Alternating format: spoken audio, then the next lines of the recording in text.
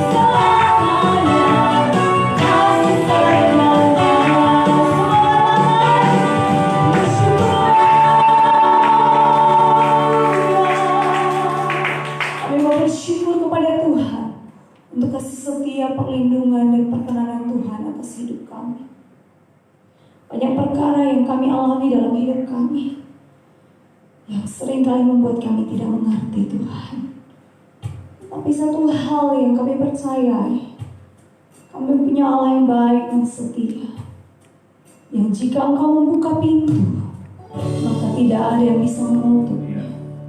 Haleluya.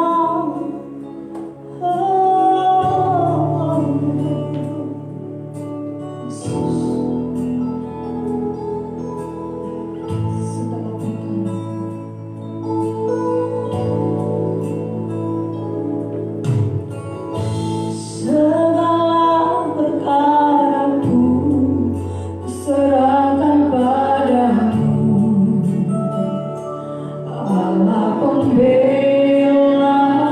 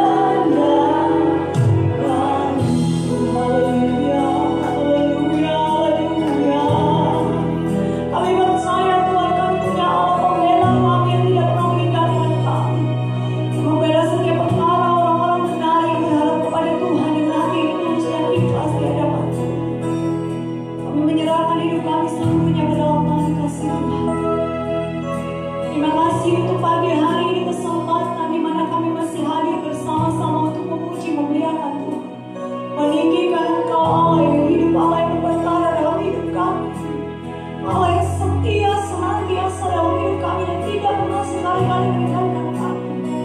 Engkau mengizinkan kami masuk dalam batu ujian atau pencobaan, tetapi tangan kananmu tidak pernah meninggalkan kami Tuhan. Itu yang kami lihat dalam hidup kami. Karena itu pagi hari ini kami datang di hadapan Tuhan, membawa hidup kami dan seluruh pergumulan kami taruh di kaki Tuhan. Allah pembela dan pemelihara kami yang sempurna akan tetap menyertai kami, membela kami, melindungi kami, menopang kami. Itu yang membuat kami tetap tersenyum dan mengatakan kami memuji Engkau, kami bangga memiliki Allah seperti Engkau. Allah yang senantiasa baik dan selalu baik ada di dalam hidup kami. Pujilah nama Tuhan. Pagi hari ini kami berdoa menyerahkan saudara-saudara kami yang saat ini tidak bersama-sama dengan kami di tempat ini, mereka yang beribadah di rumah mereka masing-masing Tuhan. Kalau mereka dalam pergumulan apapun Tuhan, kalau mereka dalam keadaan sakit Tuhan, jamah mereka, sembuhkan mereka dengan kuasa darah Tuhan. Terutama Ibu Gembala kami Tuhan, kami mohon jamahan tangan kasih menguatkan hamba. Terpujilah nama Tuhan saat ini bersama-sama. Dalam ibadah ini kami mau membaca merenungkan firman Tuhan yang akan menguatkan langkah-langkah kami berjalan bersama Tuhan. Tuhan memberkati kami, berbicara bagi kami melalui firman-Mu, sehingga kami dikuatkan oleh Tuhan untuk berjalan bersama dengan Tuhan dengan hati yang tetap tulus, dengan murni di hadapan Tuhan. Terpujilah nama Tuhan. Di dalam nama Yesus Kristus kami bersyukur dan berdoa. Haleluya. Yang percaya katakan amin. Puji nama Tuhan. Shalom. Silakan duduk kembali Bapak Ibu Saudara yang dikasihi oleh Tuhan. Bersama-sama dalam ibadah kita akan membuka firman Tuhan, dan kita akan merenungkan satu bagian firman Tuhan dari Mazmur pasal yang ke-7.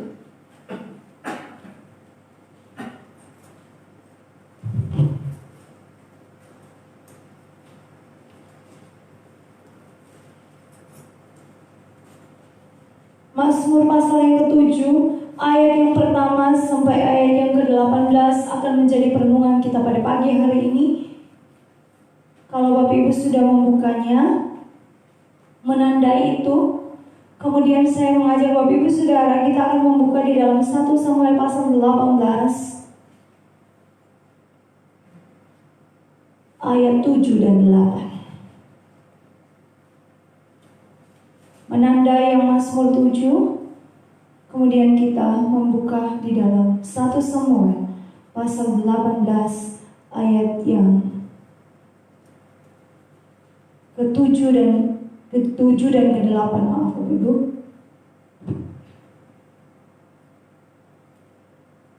Ke-7, ke-8 bahkan sampai ke-9. Mari kita membaca bersama mulai dari 1 Samuel 18 ayat yang ke-7, ke-8 dan ke-9. Kita membaca bersama-sama 1, 2, 3. Dan perempuan yang menari-nari itu menyanyi berbalas-balasan, katanya, Saul mengalahkan beribu-ribu musuh, tetapi Daud berlaksa-laksa. Lalu bangkitlah amarah Saul dengan sangat, dan perkataan itu menyebalkan hatinya, sebab pikirnya, kepada Daud diperhitungkan mereka berlaksa-laksa, tetapi kepadaku diperhitungkannya beribu-ribu. Akhirnya jabatan raja itu pun jatuh kepadanya. Yang 9, sejak hari itu maka Saul selalu mendengki Daud. Saya membaca buat Bapak Ibu Saudara di ayat yang ke-10. Saya baca sendiri dari tempat ini, dari atas. Keesokan harinya roh jahat yang daripada Allah itu berkuasa atas Saul, sehingga ia kerasukan di tengah-tengah rumah, sedang Daud main kecapi seperti sehari-hari. Adapun Saul ada tombak di tangannya. Saul melemparkan tombak itu karena pikirnya, baiklah aku menancapkan Daud ke dinding. Tetapi Daud mengelakkannya sampai 2 kali. Saul menjadi takut kepada Daud karena Tuhan menyertai Daud. Sebab dari itu karena Tuhan menyertai Daud, sedang daripada Saul ia telah mundur. Kemudian kita membaca bersama-sama dalam Mazmur pasal yang ke-7. Kenapa saya mengajak Bapak Ibu Saudara untuk mendahuluinya membaca 1 Samuel pasal yang ke-18? Karena Mazmur 7 yang ditulis oleh Daud ini sebagai pujiannya kepada Tuhan atas ketidakadilan yang dialami dalam hidupnya. Mazmur pasal yang ke-7 ayat yang pertama sampai ayat yang ke-18, saya membaca dari ayat yang ganjil, Bapak Ibu Saudara menyambungnya dengan ayat yang genap. Allah Hakim yang adil, nyanyian ratapan Daud yang dinyanyikan Tuhan untuk Tuhan karena Kus orang Benyamin itu.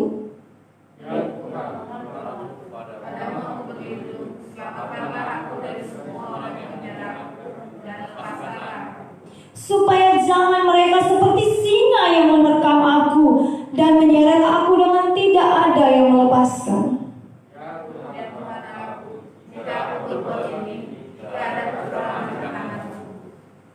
Jika aku melakukan yang jahat terhadap orang yang hidup damai dengan aku, atau merugikan orang yang melawan aku dengan tidak ada alasannya,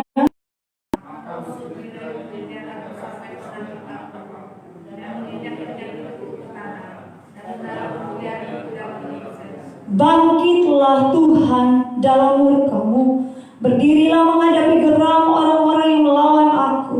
Bangunlah untukku, ya Engkau yang telah memerintahkan penghakiman.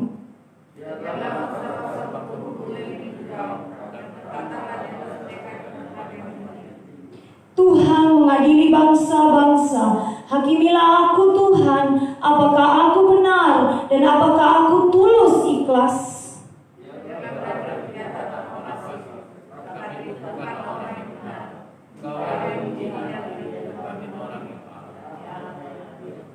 Perisai bagiku adalah Allah yang menyelamatkan orang-orang yang tulus hati.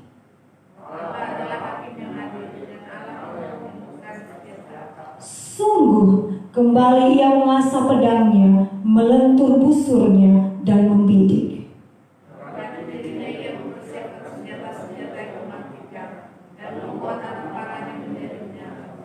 Sesungguhnya orang itu hamil dengan kejahatan, ia mengandung kelaliman dan melahirkan dusta.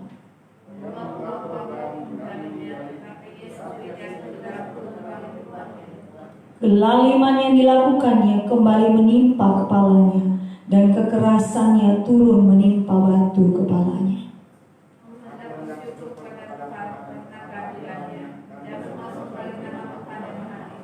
Mari bersama-sama ayat 18 kita baca bersama-sama sekali lagi. Aku hendak bersyukur kepada Tuhan karena keadilannya dan bermazmur bagi nama Tuhan yang maha tinggi. Bapak Ibu Saudara yang dikasihi oleh Tuhan, melakukan kebaikan dan kebenaran tidak menjamin bahwa kita tidak dibenci oleh orang. Mungkin kita menyenangkan 99 orang atau 90 orang atau 98 orang. Tetapi ada saja orang yang merasa terganggu dengan kebaikan kita. Ada saja orang yang merasa terganggu dengan kebenaran kita. Ada orang yang merasa terganggu dengan keberhasilan kita. Ada orang yang merasa terganggu dengan apa yang Tuhan berikan dalam hidup kita. Makanya ada istilah anak muda SMOS. Saya waktu itu pernah dengar C.S. khotbah SMOS. Senang melihat orang susah, susah melihat orang senang. Tapi SMOS ini memang kenyataan yang ada di dalam lingkungan di dunia ini. Bahkan mungkin lingkungan orang percaya, saya nggak tahu. Tetapi kalau ada di tengah kita bertobat, saya yakin di GSI Taman Surya tidak ada lagi. Amin. Harusnya kita melihat keberhasilan orang, maka kita katakan, puji Tuhan, Tuhan memberkati hidupnya. Aku juga percaya Tuhan memberkati hidupku dengan cara Tuhan. Memberkati Tuhan, memberkati hidup seseorang, bukan hanya berbicara tentang materi. Materi itu sesuatu yang kecil buat Tuhan. Tetapi damai sejahtera itu tidak tidak bisa diberi oleh dunia. Dan itu hanya datangnya daripada Tuhan. Kita punya itu dalam hidup kita, amin. Sekalipun dalam banyak perkara yang kita alami hari-hari ini, ada damai sejahtera, ada sukacita, ada syukur kepada Tuhan, itu mujizat. Itu mujizat. Banyak orang menggerutu, banyak orang berteriak, banyak orang bilang, aku gak bisa makan lagi. Tetapi kita sekalipun makan seadanya, kita masih bisa terima kasih Tuhan untuk makanan hari ini. Akhirnya menyehatkan kita, benar gak? Karena firman Tuhan bilang segala sesuatu, kalau dengan ucapan syukur itu mendatangkan kebaikan dalam hidup kita. Tetapi kalau dengan bersungut-sungut, penyakit. Bagian firman Tuhan yang kita baca hari ini membawa kita merenungkan sebuah hal yang terjadi dalam kehidupan seorang hamba Tuhan yang sangat mengasihi Tuhan dalam hidupnya, yang namanya Daud. Daud itu orang yang sangat mengasihi Tuhan. Dalam perjalanan hidupnya dari muda, dia bisa melawan Goliat raksasa yang besar itu hanya dengan nama Tuhan. Dia masih seorang anak kecil yang tidak dianggap, bahkan sama orang tuanya pun tidak dianggap. Tetapi karena dia memakai nama Tuhan, mengandalkan Tuhan, sehingga dia jadi dianggap Tuhan begitu rupa. Tadi pujian yang kita katakan, kalau Tuhan yang membuka pintu, tidak ada yang menutupnya. Itu dialami oleh Daud sendiri dalam hidupnya. Sehingga ketika Tuhan izinkan dia menjadi orang kepercayaan Saul, karena beberapa kali Saul mengirimnya untuk ikut perang setelah dia mengalahkan Goliat, kemudian dia juga boleh terlibat dalam peperangan. Dia selalu memimpin perang dan dia menjadi pemenang. Setiap peperangan yang dia pimpin oleh Daud selalu mendapatkan kemenangan total daripada Tuhan.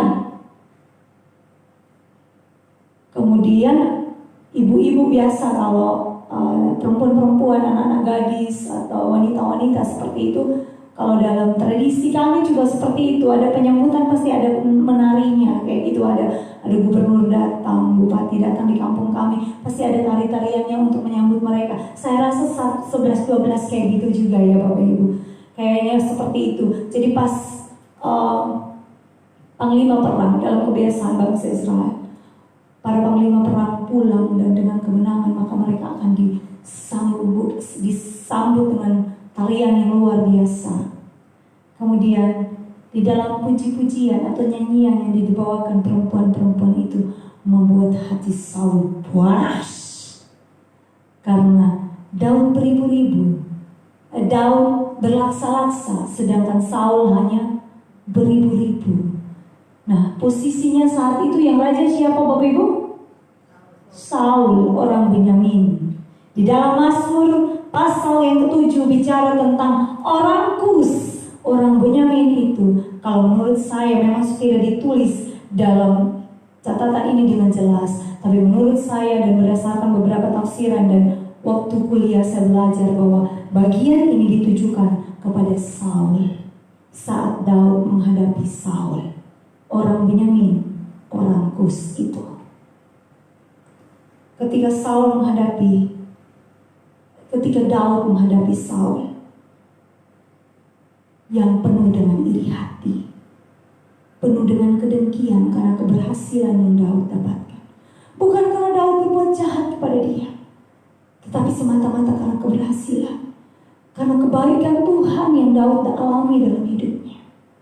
Itu membuat hati Saul menjadi iri hati, sehingga dia merencanakan berbagai cara untuk mencelakakan, untuk menghancurkan Daud.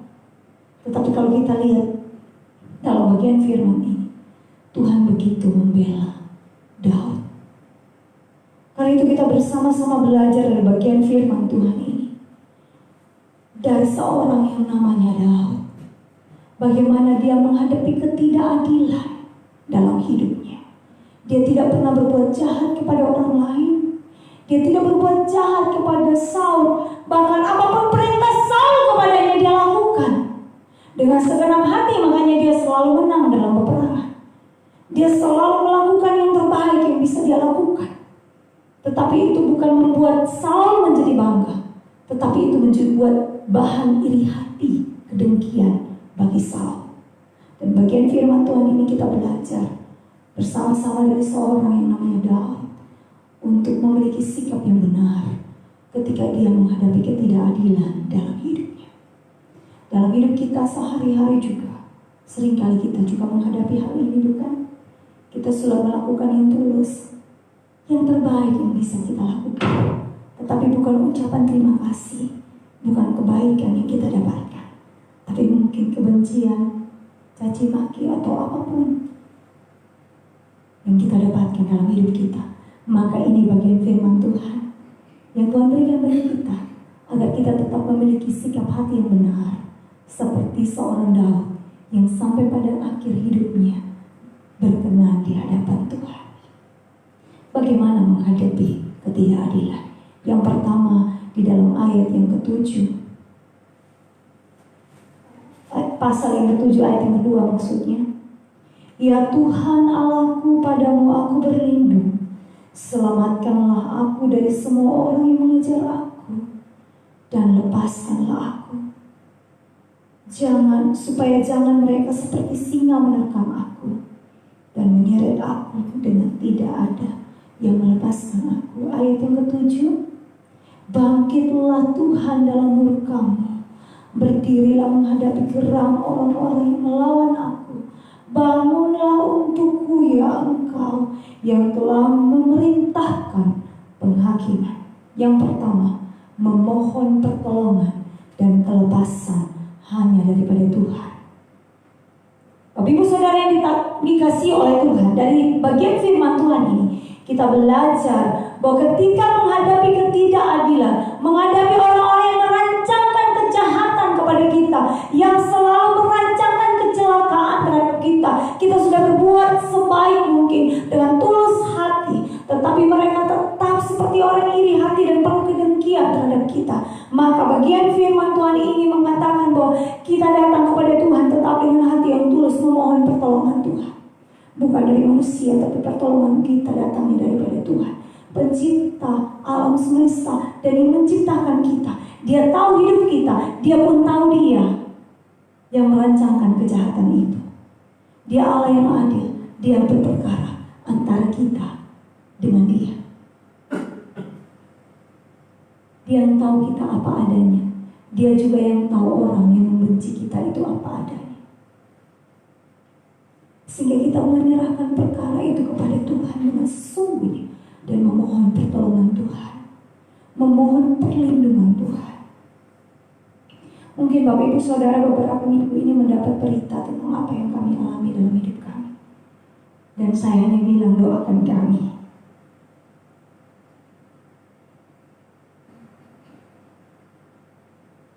Doakan kami.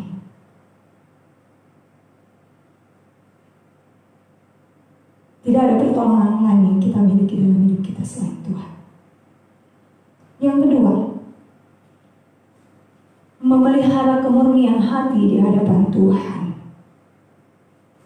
Bagaimana menghadapi ketidakadilan? Firman Tuhan berkata bahwa kita harus tetap menjaga hati kita. Ayat 6, kita membaca bersama-sama ayat 4-6. Ya Tuhan Allahku, jika aku berbuat ini, jika ada kecurangan di tanganku, jika aku melakukan yang jahat terhadap orang yang hidup damai dengan aku, atau merugikan orang yang melawan aku dengan tidak ada alasannya, maka musuh kiranya mengejar aku sampai menangkap aku dan menginjak-injak hidupku di tanah dan menaruh kemuliaanku ke dalam debu. Firman Tuhan berkata bahwa Tuhan adalah hakim yang adil. Ayat yang ke-10, biarlah berakhir kejahatan orang fasik, tetapi teguhkanlah orang yang benar. Engkau yang menguji hati dan batin orang, ya Allah yang adil.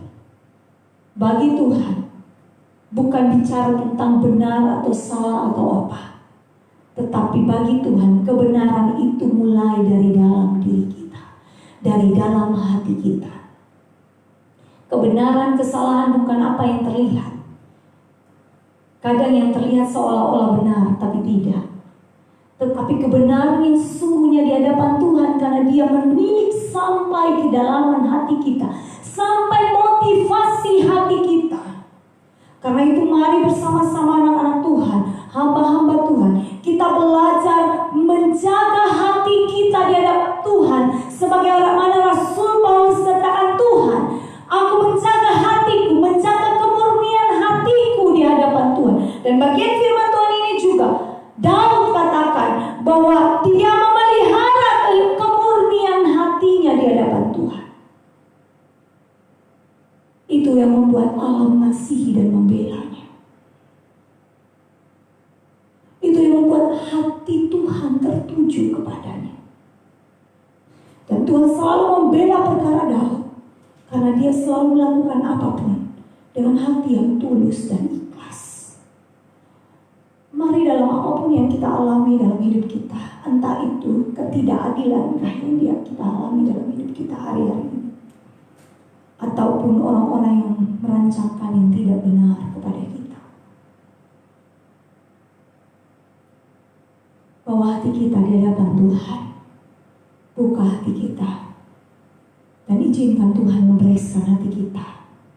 Jika ada yang tidak benar, biarlah Dia yang membereskan. Tetapi kalau kita sudah tulus, kita sudah ikhlas, kita sudah melakukan sesuatu dengan hati kita, tetap saja ketidakadilan yang kita alami dalam hidup kita, bersyukurlah, saatnya Allah mengangkatmu. Lewat perkara-perkara yang kita alami dalam hidup kita.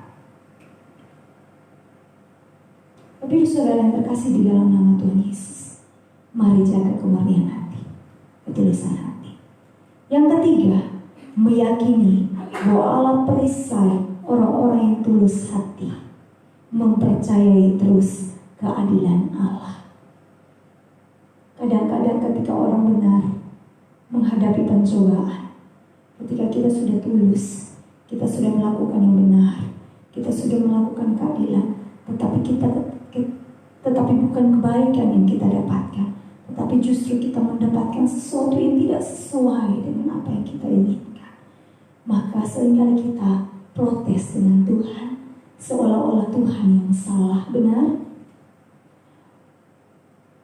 Tuhan kan maha tahu, Tuhan maha adil, Tuhan melihat semua perkaraku. Di mana Tuhan? Di mana keadilan Tuhan?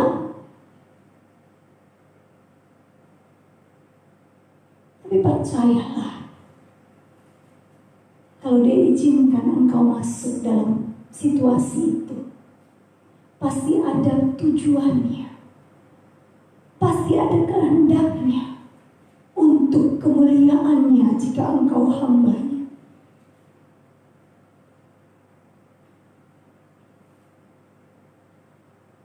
Jika engkau bersama dengan Dia, jika engkau senantiasa bersama dengan Dia, maka pasti ada tujuan di balik pergumulan, di balik kesesakan, di balik ketidakadilan yang engkau dapatkan dalam hidup. Dan tujuannya hanya untuk satu, untuk namanya ditinggikan, untuk kebaikanmu. Jangan pernah berprasangka buruk kepada Tuhan, bahwa Tuhan tidak adil dalam hidup kita. Dia tetap adil dan Dia tetap baik, apapun keadaan hari ini. Apapun keadaan kita hari ini, Dia Allah yang tetap baik dan bersama dengan kita. Karena itu mari bersama-sama, bagian yang terakhir, bagaimana menghadapi ketidakadilan. Ayat yang terakhir, bagian firman Tuhan ini menutup bagian firman Tuhan kita. Aku hendak bersyukur kepada Tuhan karena keadilan-Nya, dan bermazmur bagi nama Tuhan yang maha tinggi. Bersyukur selalu atas semua yang Tuhan izinkan kita alami dalam hidup kita. Karena sekali lagi saya katakan bahwa tidak ada yang kebetulan terjadi dalam hidup kita. Bagi orang benar, bagi orang yang dikasihi oleh Tuhan, bagi orang yang menjaga kemurnian hatinya di hadapan Tuhan, Tidak ada sesuatu yang kebetulan terjadi. Kita lihat perkara yang dialami oleh Daud. Melalui setiap ketidakadilan yang dihadapi dalam hidupnya, yang terjadi adalah dia sendiri, ya udah, dia sampai dia melarikan diri. Dia pergi jauh dari bangsa Israel.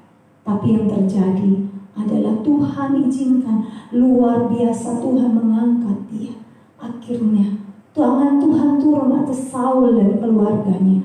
Dan Daud yang tadinya terus teraniaya, terus menghadapi masalah karena Saul, tiba-tiba diangkat Tuhan tinggi menjadi raja yang berkuasa, yang memiliki kemuliaan yang luar biasa. Raja yang berkuasa di zaman bangsa Israel yang memiliki kemuliaannya luar biasa, yang dikenang anak cucunya, dikenang oleh bangsa Israel sampai hari ini. Dan bahkan Yesus sendiri lahir dari keturunan Daud. Luar biasa. Orang benar, orang yang tulus hati, yang menjaga kemurnian hatinya di hadapan Tuhan, bukan berarti dia tidak pernah salah dalam jalan hidupnya. Tapi dia tidak membiarkan kesalahan atau kelemahan yang menguasai dia. Pada saat dia melakukan kesalahan, di hadapan Tuhan dia membuka hidupnya. Kemudian menyadari kesalahan dia di hadapan Tuhan. Mazmur 51 menulis tentang bagaimana seorang Daud mengakui dirinya apa adanya di hadapan Tuhan. Itu yang membuat hati Tuhan terpaut padanya. Dia menyadari hidupnya, dia lahir di dalam dosa. Tetapi itu bukan menjadi alasan bagi dia untuk berkubang dalam dosa. Tetapi itu juga menjadi alasan bagi dia bersyukur kepada Tuhan yang tidak melihat seberapa besar dosa dan kelemahannya, tetapi menyelamatkan dia, mengangkat dia tinggi, menyelamatkan dia, memurnikannya, menguduskannya, dan mengangkatnya tinggi. Mari Bapak Ibu Saudara yang dikasihi oleh Tuhan, kita belajar dari bagian firman Tuhan ini. Jangan takut ketika kita menghadapi ketidakadilan, jangan bersungut-sungut, tetapi bersyukur senantiasa. Saat kita menghadapi ketidakadilan, firman Tuhan katakan, mari kita mohon pertolongan dan kelepasan daripada Tuhan. Hanya Dia satu-satunya sandaran hidup kita. Mari kita jaga hati kita di hadapan Tuhan, supaya kita tidak berdosa kepada Tuhan dan juga balik merancangkan kejahatan kepada mereka. Tetapi kita tetap menjaga hati kita untuk murni dan tulus di hadapan Tuhan. Kita juga tetap meyakini bahwa Allah ada, Allah Maha Adil, selalu menolong. Dia Hakim yang adil. Dia tidak pernah membiarkan kita. Mungkin saat ini terlihat kita jatuh, akhirnya yakinlah bahwa tidak akan sampai tergeletak. Orang benar jatuh tidak pernah sampai tergeletak. Janji Tuhan, jaminan Tuhan kita pegang. Yang terakhir, bersyukur selalu. Terima kasih Tuhan, penyertaan Tuhan, perlindungan Tuhan yang menyertai kita. Mari hadapi hari-hari kita dengan kekuatan Tuhan. Saya tahu bukan hari-hari yang mudah. Kalau saya baca berita kadang saya ngeri masuk Jakarta. Saya rasa saya di Tangerang aja dan nyaman. Seperti itu. Tapi karena Tuhan, saya datang ke sini Bapak Ibu. Saya lihat kok COVID naik, semakin naik ya di Jakarta. Tapi saya tahu hari ini kita semua hadir di tempat ini dalam keadaan sehat. Kita bisa bertemu muka dengan muka, memuji memuliakan Tuhan. Itu karena pemeliharaan Tuhan dan kebaikan Tuhan yang kita alami. Mari kita mendukung doa buat saudara-saudara kita yang dalam keadaan sakit. Saya mengajak kita semua untuk berdoa bersama-sama di waktu sejenak. Bersyukur untuk firman Tuhan. Dan kita berdoa untuk saudara-saudara kita yang sedang bergumul menghadapi COVID. Mereka yang dalam kelemahan tubuh. Saya minta kesediaan Ibu Penatua Esther yang berdoa untuk firman Tuhan, sekaligus berdoa untuk saudara-saudara kita yang dalam keadaan sakit, yang bergumul untuk COVID ini, dan terutama perjuangan pergumulan kita daerah kota Jakarta dan Indonesia menghadapi wabah ini. Kami datang di hadapan-Mu ya Tuhan. Kami bersyukur dalam hidup ini ada kesempatan dalam hidup kami untuk menghadapi segala sesuatu yang Tuhan izinkan. Kami percaya bahwa kekuatan Tuhan cukup bagi kami untuk menghadapi hari-hari dalam hidup kami. Setiap keluarga memiliki pergumulan masing-masing. Amin. Kami tahu kami tidak pernah sendiri menghadapi pergumulan hidup ini. Tuhan yang berjanji menyertai kami adalah Tuhan yang amin, yang akan mengerjakannya dalam hidup kami. Bukan hanya kami yang mengalaminya Tuhan, tetapi seluruh dunia mengalami perkara ini. Dari sini kami melihat betapa Engkau Allah yang besar, di atas segala kemampuan manusia. Allah yang besar, yang tidak pernah bisa diperkirakan oleh manusia. Allah yang sanggup, Allah yang menopang kami melewati. Tuhan yang menyertai setiap pergumulan umat di tempat ini. Tuhan yang menyertai hamba-Mu Ibu Maria. Haleluya. Tuhan juga yang paling tahu persis apa yang ada dalam hidup anak-anak. Tolongan dan penyertaan Tuhan menguasai setiap dari kami. Sehingga kalau Tuhan izinkan kami menghadapi masa-masa yang tidak mudah untuk kami lalui, biar kami merendahkan hidup kami di hadapan Engkau dan menaruh setiap pergumulan kami dalam tangan-Mu yang kuat. Banyak hari-hari yang kami hadapi mungkin seperti Daud, mengalami hal yang tidak mudah dalam hidup, menghadapi kemarahan Saul yang luar biasa tanpa dia mengerti kenapa itu harus terjadi. Biar kerendahan hati kami ada di hadapan, menerima setiap bentuk dari apapun permasalahan hidup ini, menyerahkannya dalam tangan-Mu yang kuat. Seperti Tuhan meluputkan Daud dari kemarahan Saul, maka Tuhan juga yang akan meluputkan kami dari perkara dunia. Tuhan tolong setiap anak-anak-Mu yang menghadapi hari-hari yang sukar, biar kami tidak kehilangan pengharapan di dalam Engkau, dan penghiburan daripada-Mu cukup bagi kami. Pujian yang kami nyanyikan ketika Engkau yang membuka pintu, ketika Engkau yang mengangkat kami, hanya Engkau yang sanggup mengerjakannya dalam hidup kami. Tuhan, terima kasih. Kami berdoa untuk umat-Mu yang tidak hadir, Tuhan, pada pagi hari ini. Tuhan yang mengerti, Tuhan yang memahami apa yang mereka sedang hadapi. Biar Tuhan dalam masa-masa yang tidak mudah ini, kecukupan dari Tuhan menyertai kami sekalian. Tolongan daripada-Mu menyertai kami sekalian, sehingga kami tetap bersyukur untuk setiap situasi yang harus kami jalani. Tuhan tolong, Tuhan tolong, Tuhan tolong. Kami berdoa untuk pemerintah Tuhan, yang harus mengambil setiap kebijakan dan keputusan. Hikmat marifat daripada Tuhan menyertai, mulai dari pemimpin yang tertinggi sampai kepada jajarannya, sehingga mereka mengambil keputusan yang tepat. Amin. Dan Indonesia tetap ada di hadapan Tuhan. Ajar kami berdoa bukan hanya untuk kebutuhan kami sendiri, tapi juga berdoa untuk bangsa dan negara di mana kami ada dan berada. Terima kasih kesehatan kekuatan Tuhan beri, sehingga kami dapat menghadapinya dengan baik di hadapan. Terima kasih Tuhan. Kami berdoa untuk anak-anak-Mu yang mungkin ada dalam kesehatan yang tidak baik. Tuhan mengurapi, Tuhan memulihkan di dalam caranya Tuhan.